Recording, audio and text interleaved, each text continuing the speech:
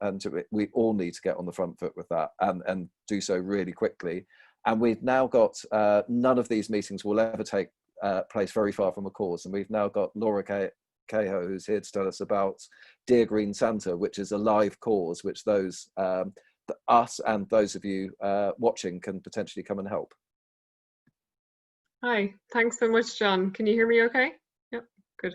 So I've been working as a scientist in wildlife conservation and how to protect the living world for about 15 years.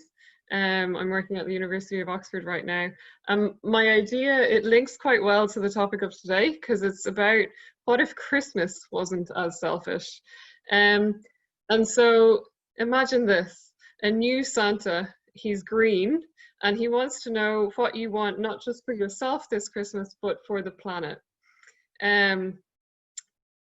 It's an interesting idea because the environmental movement in general, it's a lot to do with what we're against, what we want to stop. This is actually about what we want to create. What's the better world we want to see? And it was brilliant because kids really linked in well with it immediately. So myself and a few friends, we set up a Santa's Grotto last year. And the idea was to get kids writing these letters to Green Santa. And so a friend of mine, very enthusiastic guy, played Green Santa. We had some Christmas elves, we had a table set up, and immediately so many kids came over and they just got it immediately. Like, I was impressed. And not only did they get it, they already knew so much. So some of the letters that they wrote, for example, this one was from a little boy. I wish my dad wouldn't work so much and would spend more time looking after the planet. And you could just see the dad and the son look at each other in that moment where it really hit the dad, you know, that like things were going to change, right? Like that conversation had now been started. Another letter, could you talk to the bosses of the factories and knock some sense into them? Another one, I want more parks to play in and green fields and trees to climb. And so it was a really lovely day seeing how kids already care so much and just really need an outlet to talk about this stuff and to be empowered to think about what they want.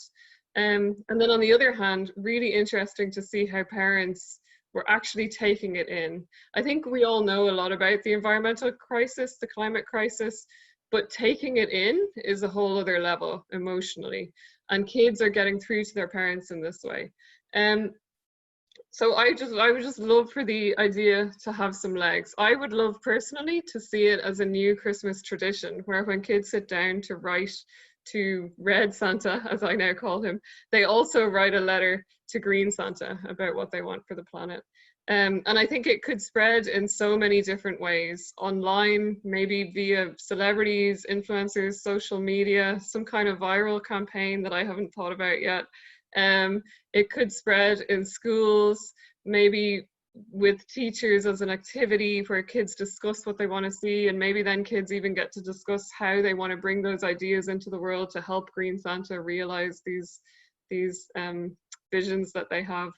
And so there's so many different ways that maybe this idea could take off and become that new tradition.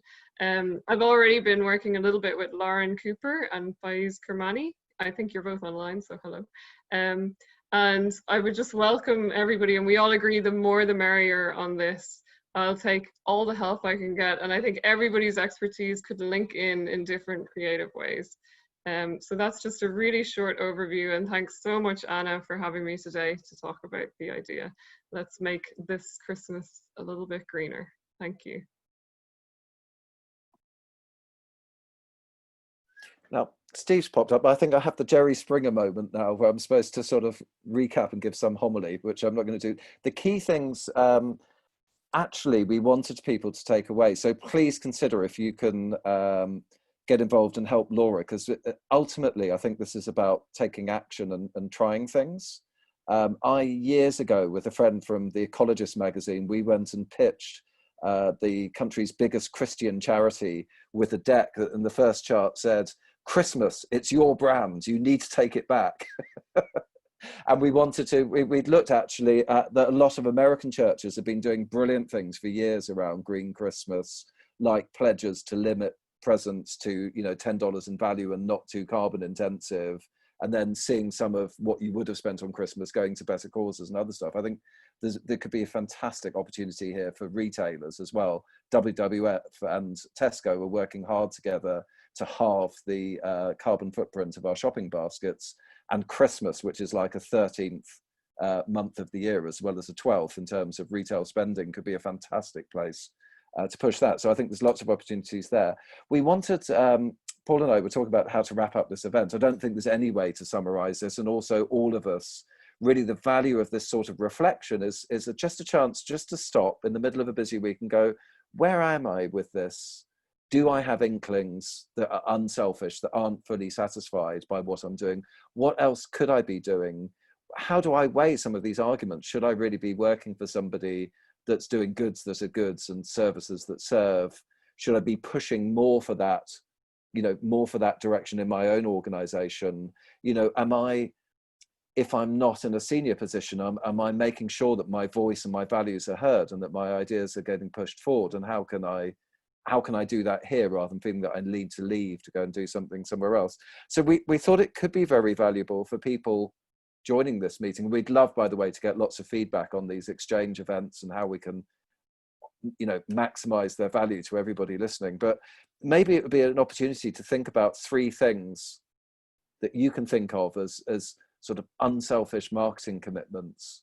Just think, I'd like to, in course of coming to these events, I'd like to hook up with a cause and see if I can contribute to that. There may be many people on here who are already doing things like that.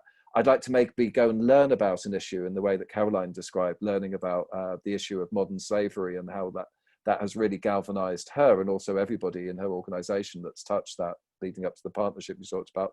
But what are you going to do personally? And I think Paul was offering that MarketingKind might be willing to capture people's commitments if you want to share them through one of the messaging channels here, or email them in, and then we can track in a couple of months' time and see what the follow-up has been. And I would, I'm one of the least likely to heed advice like fools rush in where angels fail to tread. I always think you should try things, because we're busy people, and if you try something that actually looks really well intentioned, it doesn't work, you'll find out, but you won't lose anything, at least by trying it. So I would encourage everybody, at least, to take this extraordinary year as well that we've had as an opportunity to really look at the habits of how we devote our efforts to work and so forth.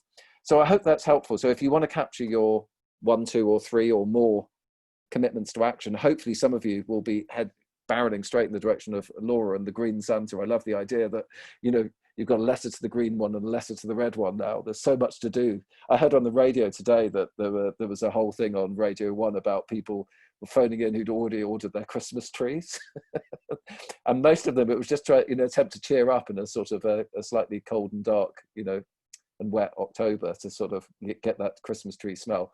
Ours, of course, will be reused from last year and it's already booked. Steve, I'll hand across to you. Oh, go on, John, I had just one thing. So I'm just here listening to this for the first time, and I'm sitting here writing the copy for the Divine Advent Calendar for next year. So my commitment is I'm going to pick up with you and rewrite the back copy for Green Santa. So there we go. That's the first action as my tomorrow's job, to try and persuade Divine to have Green Santa on the back of their Advent Calendar. That's so amazing. I'm a huge Divine fan as well, so this is brilliant. Thank you. I think that's absolutely brilliant commitment, Mandy, and really nice